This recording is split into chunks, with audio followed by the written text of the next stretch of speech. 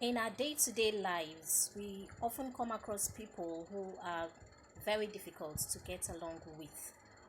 You come across people who get cranky all the time, who pick offenses for the slightest excuse or reason, and who can keep malice with you for little or no reason at all.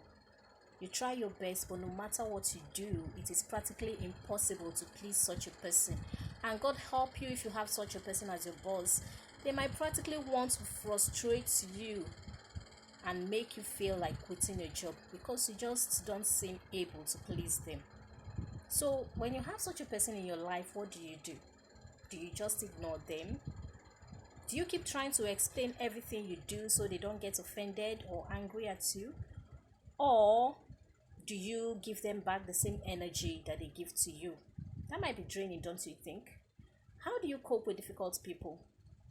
I've had to cope with difficult people in my place of work sometimes, or even difficult people as friends.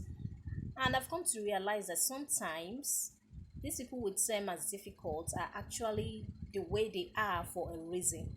Some of them are just putting up that facade of being difficult because they are afraid of being taken for granted if they let their guards down.